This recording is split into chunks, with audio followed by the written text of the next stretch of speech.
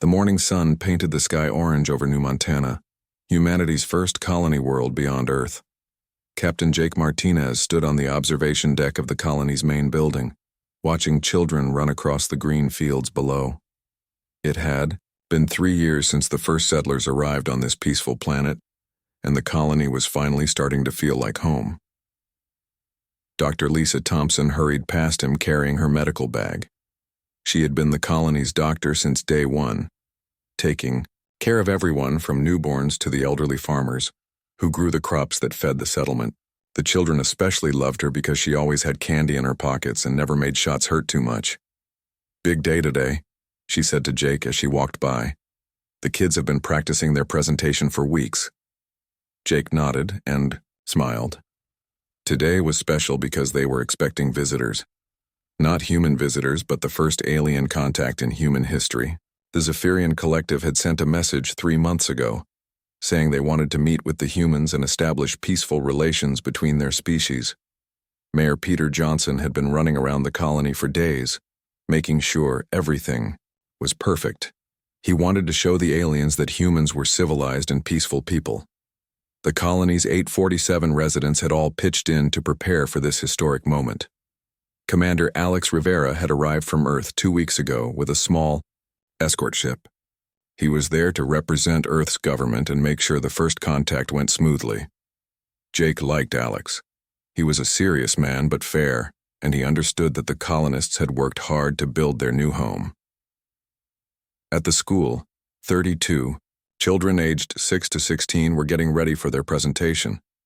Danny Blake, 12 years old with sandy brown hair and a gap-toothed grin, was their leader. His little sister Katie, only 8, clutched a painting she had made of Earth and New Montana holding hands like friends. "Are you nervous?" Katie asked her brother as they put on their best clothes. "Nah," Danny said, though his hands were shaking a little as he adjusted his tie. "We practiced 100 times. We're going to show them how awesome humans are." The other children gathered around them. There was Bobby Chen, who played violin, Mary Rodriguez, who could sing like an angel, and Tim Johnson, the mayor's son, who had written a poem about friendship between the stars. Each child had prepared something special to share with their alien visitors. The Zephyrian ships arrived at noon, 3 sleek silver vessels that landed in the colony's main square. The aliens were tall, about 7 feet high, with pale blue skin and large black eyes. They wore white uniforms with strange symbols on them. Their leader, who called himself Commander Vex, spoke through a translation device that made his voice sound flat and emotionless. "We greet you, humans of New Montana," Commander Vex said to the crowd that had gathered. "We come from the Zephyrian Collective to learn about your species." Mayor Johnson stepped forward, sweating nervously in his best suit. "Welcome to our world, Commander Vex. We are honored by your visit. We have prepared a special presentation by our children to show you our culture." The alien commander's large eyes blinked slowly. "Children? Your young ones?" "Yes," the mayor said proudly. "They've worked very hard to prepare something special for you." Commander Vex exchanged looks with his fellow Zephyrians. They whispered among themselves in their own language, which sounded like wind blowing through metal pipes. Jake noticed that Captain Rivera had moved closer to his security team, his hand resting on his sidearm. The presentation was set to take place in the school auditorium, the largest building in the colony. The human adults filed in first, followed by the Zephyrian delegation. The alien soldiers carried weapons that looked like silver rods, but Mayor Johnson had assured everyone this was normal for diplomatic visits. Dr. Thompson sat in the front row, her medical bag at her feet. She had a strange feeling in her stomach, like something was wrong, but she could not put her finger on what it was. The Zephyrians sat stiffly in their chairs, not talking to any of the humans around them. Danny Blake walked onto the small stage, his sister Katie beside him. The other children followed, each carrying something they had made or prepared. The audience clapped and cheered, proud of their young ones. "Hello, friends from space," Danny said into the microphone, his voice clear and strong. "We want to welcome you to our world and show you what makes humans special." Katie held up her painting of the 2 planets. This is Earth, our old home, and this is New Montana, our new home. But now we have new friends too. The children began their presentation. Bobby played a beautiful song on his violin that made several adults wipe tears from their eyes. Mary sang a lullaby her grandmother had taught her. Tim recited his poem about friendship among the stars, and other children showed their artwork, told jokes, and performed a short play about explorers, finding new worlds. The human adults watched with joy and pride. These children represented the future of humanity among the stars, innocent and hopeful and full of dreams about what was possible. But the Zephyrians were not smiling. Commander Vex's large eyes had grown wider, and his pale skin had turned even whiter. He whispered urgently to his soldiers, and Jake saw them tighten their grips on their weapons. "Stop!" Commander Vex suddenly shouted, standing up from his chair. His translation device made his voice sound like grinding metal. "This is psychological warfare." The children on stage froze. Danny stepped protectively in front of his sister Katie, confusion clear on his young face. "Sir, we're just showing. You are art and music." "Lies!" Commander Vex pointed a long finger at the stage. "Your emotional manipulation techniques will not work on us. Your young ones are trained weapons designed to weaken our mental defenses with these feelings." Dr. Thompson stood up, her hands raised peacefully. "Commander, please. These are just children. They're showing you kindness and friendship. There's no weapons here, no tricks." But Commander Vex was not listening. In Zephyrian culture, emotions were seen as weakness, and creativity was considered a form of mental attack. The innocent joy and artistic expression of human children looked, to them, like a sophisticated psychological assault designed to make them vulnerable. "Soldiers, eliminate the threat," Commander Vex ordered. The silver rods in the Zephyrian soldiers' hands began to glow with deadly energy. Captain Rivera shouted a warning and reached for his weapon, but it was too late. The aliens opened fire on the stage where the children stood. The energy beams cut through the air like lightning. Danny Blake threw himself over his sister Katie, trying to protect her, but the alien weapons were too powerful. The other children screamed and tried to run, but there was nowhere to go. Dr. Thompson ran toward the stage, her medical training overriding her fear. She had to help the wounded children. Behind her, Captain Rivera and his security team finally returned fire, but the damage was already done. When the shooting stopped 20 seconds later, 23 children lay dead or dying on the school stage. The pride and joy of New Montana had been destroyed in moments by beings who saw kindness as an attack and innocence as a threat. Katie Blake died in Dr. Thompson's arms, her painting of friendship between worlds soaked with blood. Danny had survived long enough to whisper one word: "Why?" None of the adults had an answer for him. The news reached Earth 18 hours after the massacre on New Montana. President Amanda Clark was having breakfast with her family when her security chief burst into the dining room, his face white as paper. "Madam President, we have an emergency. The aliens, they killed our children." Amanda's coffee cup crashed to the floor. Within minutes, she was in the White House Situation Room, watching the horrible footage that Commander Rivera had transmitted before the Zephyrians destroyed the colony's communication array. The images showed children falling under alien fire. Their innocent presentations turned into scenes of slaughter. "How many?" Amanda asked, her voice barely above a whisper.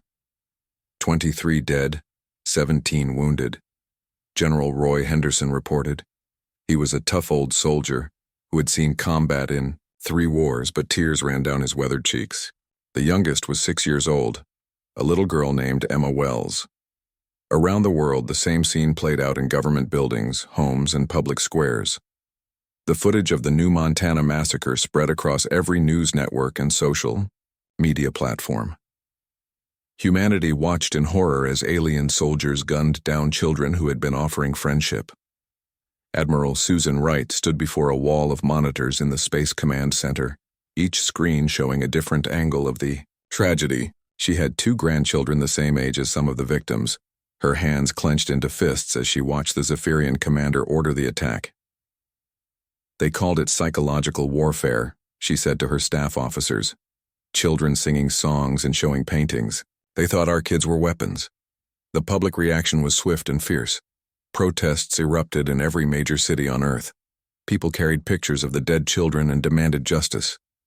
Outside the United Nations building in New York, a crowd of 10,000 people chanted for war against the aliens who had murdered innocents.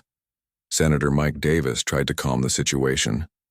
He was a man who believed in peace and diplomacy, even in the darkest times.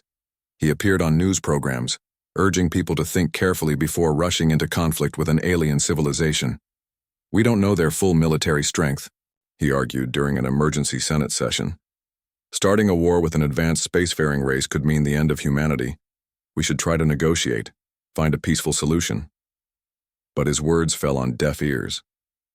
The American people and humans across the globe had seen enough. Social media exploded with messages of rage and calls for revenge. Military recruitment centers were flooded with volunteers wanting to fight the aliens who had killed human children. President Clark called an emergency meeting with world leaders. The hologram conference brought together presidents, prime ministers, and monarchs from every nation on Earth. The Chinese president spoke first, his face grim. "The people are demanding action.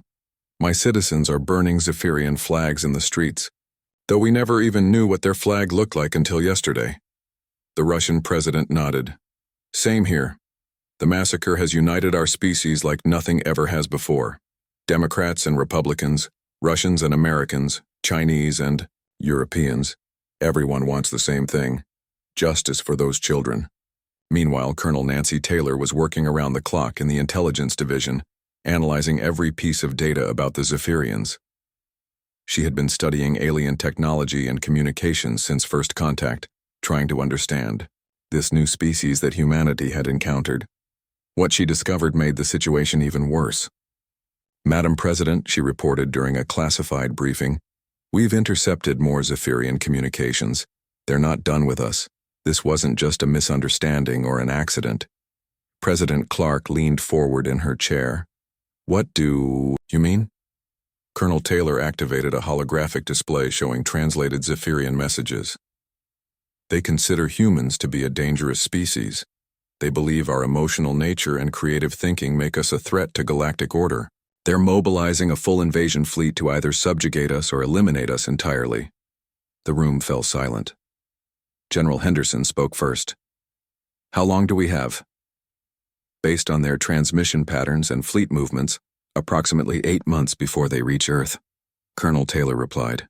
"They're bringing everything they have.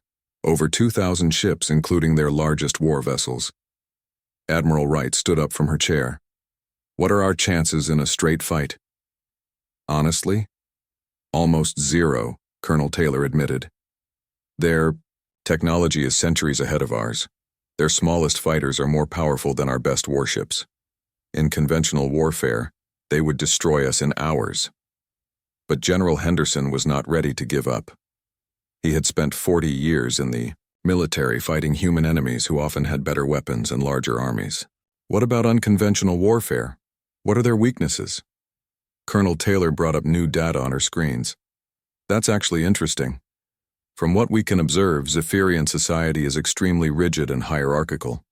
They think in patterns, follow strict rules, and their military tactics are based on overwhelming force applied in predictable ways."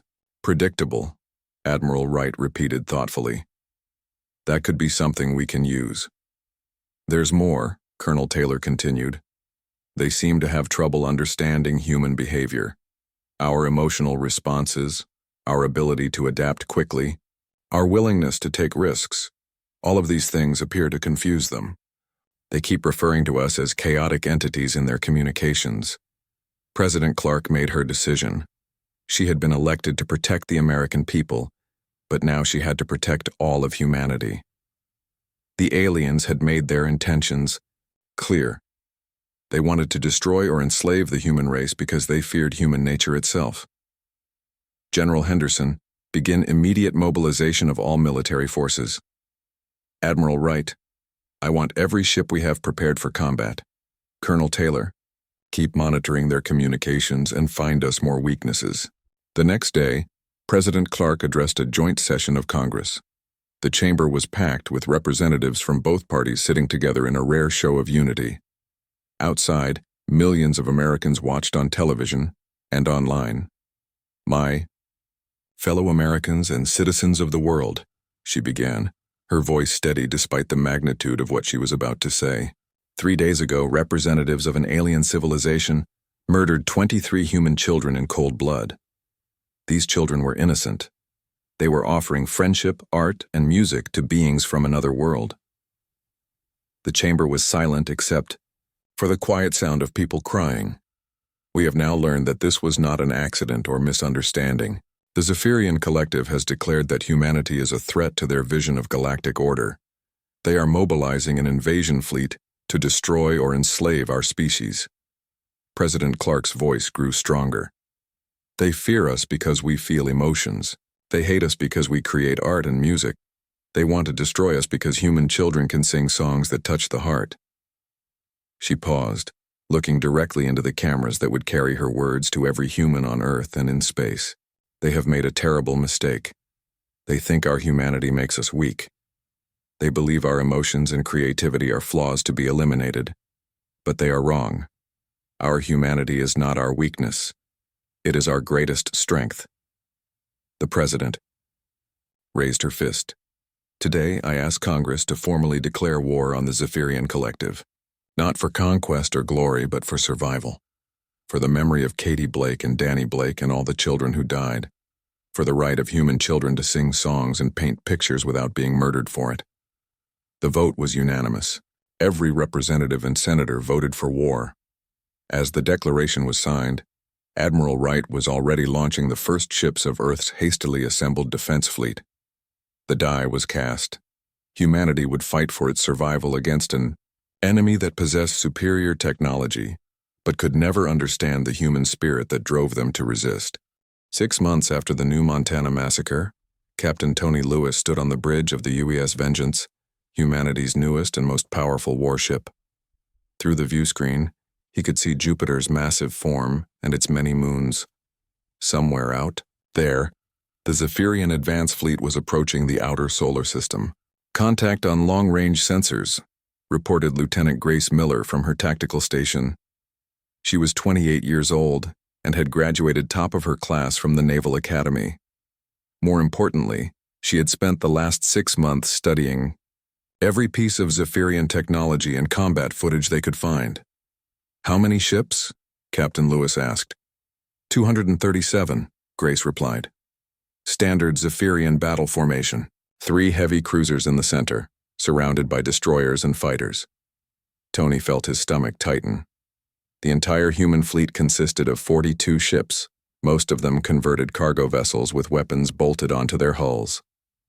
The UES Vengeance was their only true warship, built in the orbital shipyards above Earth in just 5 months. "All ships, this is Captain Lewis," he broadcast to the human fleet. "Remember what we learned in training. The aliens expect us to fight like they do. Straight lines, predictable patterns, honor before victory. We're not going to give them what they expect." Chief Engineer Carlos Rodriguez was busy in the engine room, making sure their experimental systems would work when needed. Carlos had been a mechanic in Houston before the war started. Now he was keeping humanity's most advanced ship running with spare parts and pure determination. "Captain," Carlos called over the intercom, "the new weapon systems are ready, but I can't promise they'll work more than once. We built these things fast." In the fighter bay, pilot Rachel Stone was climbing into her ship.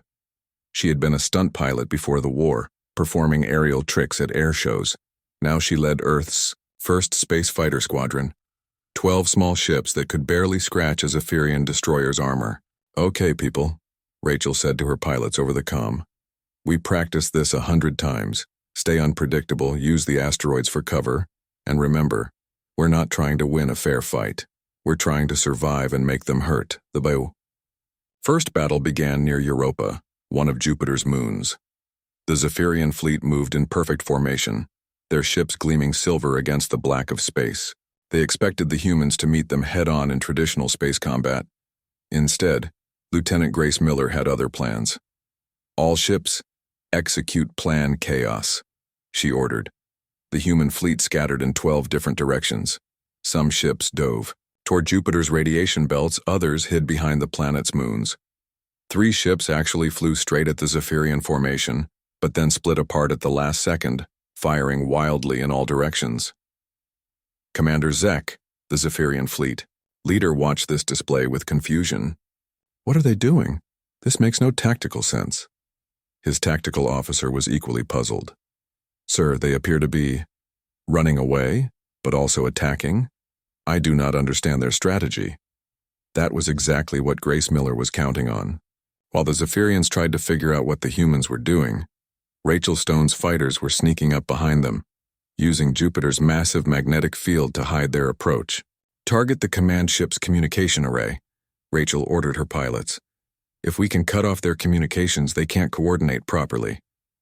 The human fighters struck like angry hornets, too small and fast for the Zephyrian weapons to track effectively. They peppered the alien command ship with missiles, destroying its communication systems before vanishing back into the radiation fields around Jupiter. Suddenly, the perfectly coordinated Zephyrian formation began to fall apart. Without communication, each ship had to make its own decisions, and Zephyrian training did not prepare them for independent thinking. Captain Lewis brought the Vengeance around from behind Europa, firing everything they had at a Zephyrian cruiser that was separated from its escorts. The human weapons were weaker than alien shields, but Carlos Rodriguez had built something special into their main gun.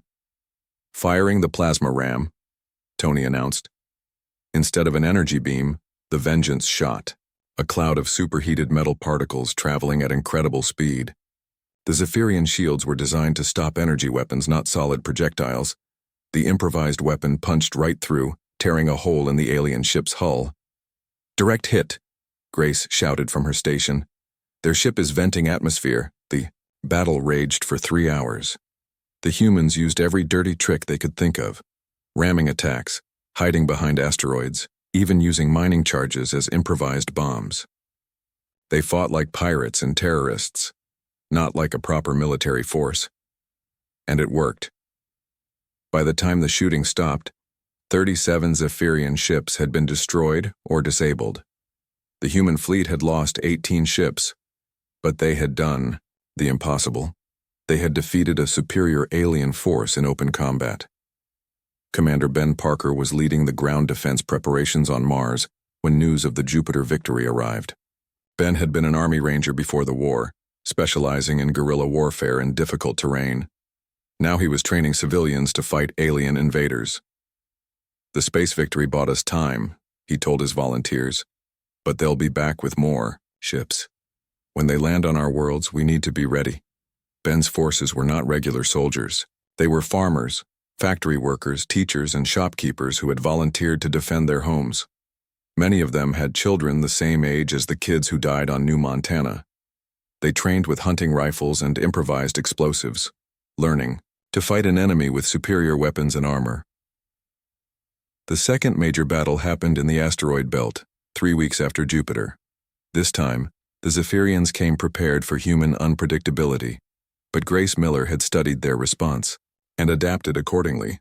They're expecting chaos, she explained to Captain Lewis, so this time we'll give them order, but not the kind they understand. The human fleet formed up in what looked like a traditional battle line, exactly what Zephyrian tactical manuals said humans should do. But when the aliens moved to engage them, the human ship suddenly split into small groups and attacked from 6 different angles simultaneously. It was organized chaos, planned unpredictability that looked random but followed a careful strategy that only humans could execute. The Zephyrians found themselves fighting 12 separate battles at once, unable to concentrate their firepower effectively.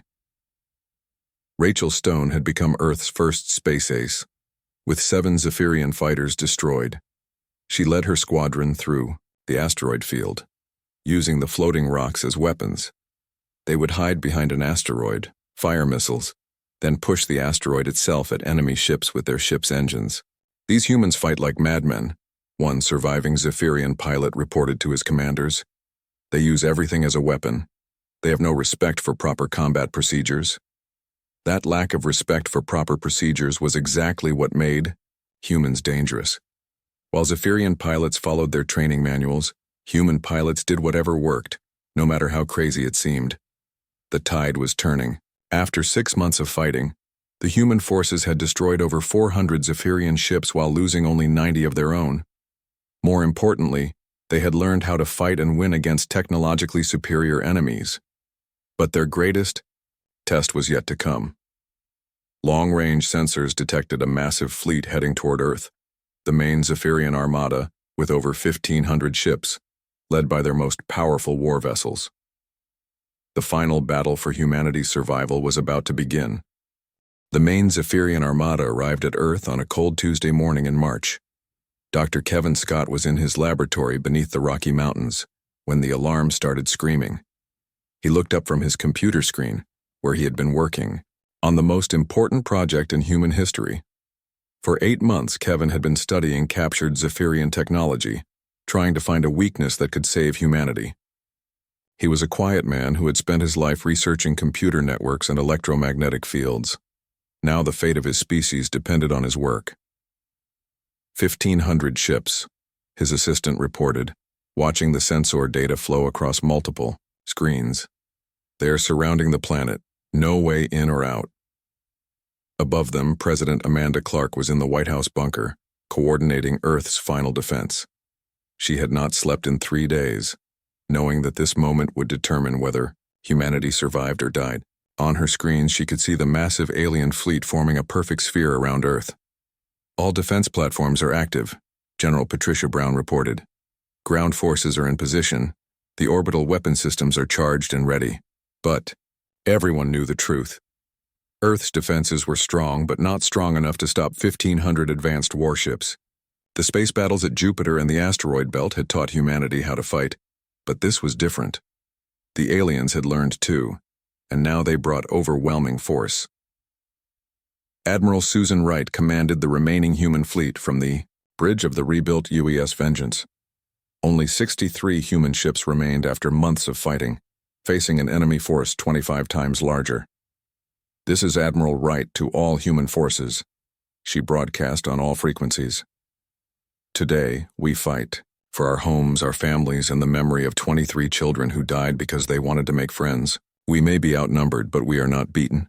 Remember who we are and what we're fighting for." Lieutenant Sam Mitchell was the youngest officer on the Vengeance's bridge, only 24 years old. He had joined the Space Navy right after the New Montana massacre, driven by the same anger and determination that motivated millions of humans around the world. His job was communications, but today he would do whatever was needed. The Zephyrian commander, Supreme Admiral Thax, sent one final message to Earth before the battle began. His translated words appeared on screens around the world, heard by every human still alive. "Humans of Earth," the message said, "you have shown yourselves to be a dangerous and chaotic species. Your emotional nature and unpredictable behavior threaten the order of the galaxy. Surrender now, and we will allow some of you to live as servants. Resist, and we will eliminate your entire species." President Clark's response was broadcast from every radio and television station on Earth. "Supreme Admiral Thax, you came to our colony world and murdered our children. You called their songs and paintings acts of war. You fear us because we feel love and joy and hope. But you have made one critical mistake." She paused, looking directly into the camera. "You think our humanity makes us weak. Today you will learn that our humanity makes us unstoppable." The battle began at dawn. Zephyrian ships descended through Earth's atmosphere, their energy weapons lighting up the sky like deadly fireworks. Human defense platforms fired back, their missiles and laser cannons creating brilliant explosions against the alien shields. In New York, London, Tokyo, and 100 other cities, people looked up at the sky and saw war itself raining down from space. But they did not run or hide. Millions of civilians had volunteered to help defend their world, and they stood at their posts, ready to fight with whatever weapons they could find. Commander Ben Parker led the ground defense of North America from a bunker in Colorado. His forces were spread across the continent. Regular soldiers, National Guard units, police officers, and armed civilians who refused to let their world fall without a fight. Enemy landing craft detected over major population centers, his radio operator reported. They're coming down in force. All units, this is Commander Parker, Ben broadcast to his forces. Remember your training. Hit and run. Use the cities as cover. Make them fight for every street, every building. Show them what happens when you mess with human children. The first Zephyrian ground troops landed in Central Park. They expected to face terrified civilians and scattered military resistance. Instead, they found themselves in the middle of a carefully planned ambush. Human fighters attacked from sewers, rooftops, and subway tunnels, using the city itself as a weapon. In space, Captain Tony Lewis brought the Vengeance into close combat with a Zephyrian battlecruiser. The human ship was smaller and weaker, but Tony had learned something important about their enemies over months of fighting. They always do the same thing, he told Lieutenant Grace Miller. Their tactics never change. Fire at the engines, then go for the bridge. Every single time. Grace smiled grimly. Then let's give them what they expect and see how they like the surprise. The Vengeance pretended to be crippled, drifting helplessly through space. The Zephyrian cruiser moved in for the kill, following its standard attack pattern exactly. But when it got close enough, the human ship suddenly came alive, ramming into the alien vessel and detonating a massive bomb that Chief Engineer Carlos Rodriguez had hidden in the cargo bay. Both ships were destroyed, but the explosion took out 3 other Zephyrian vessels that were too close to escape. Meanwhile, deep underground, Dr. Kevin Scott was ready to try his desperate plan. He had discovered that all Zephyrian ships were connected by a quantum communication network that allowed them to coordinate perfectly. But this network had a fatal flaw. It could be overloaded with the right kind of electromagnetic pulse. Madam, President, he called President Clark on the emergency line. I need you to authorize the use of every power plant on Earth. All of them at the same time. What will that do? Amanda asked. It will either save us or kill us all, Kevin admitted. But if we don't try, we're dead anyway. President Clark did not hesitate. Do it. All across Earth, nuclear power plants, solar farms, wind turbines, and hydroelectric dams were connected into a single massive network. Every source of electrical power on the planet was linked together, creating the largest electromagnetic pulse generator in human history. Firing in 10 seconds, Dr. Scott announced to the world. All human electronic devices will be temporarily disabled. Emergency systems will reboot automatically. The pulse fired at exactly noon, Greenwich Mean Time. A wave of electromagnetic energy erupted from Earth, spreading outward at the speed of light.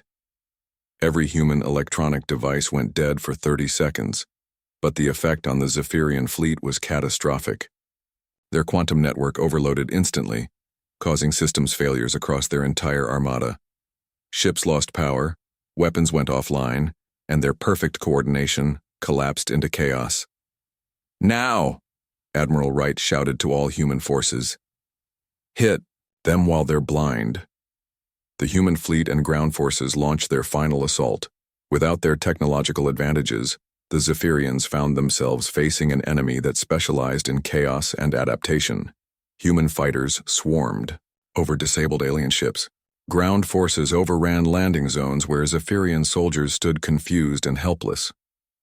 Lieutenant Sam Mitchell found himself leading a boarding party onto a Zephyrian command ship.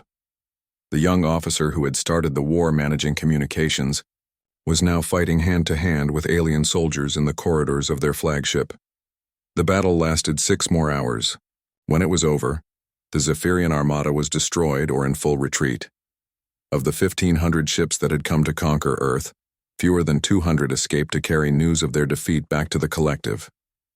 3 days later, other alien civilizations began sending peaceful messages to Earth. They had been watching the war and they were impressed.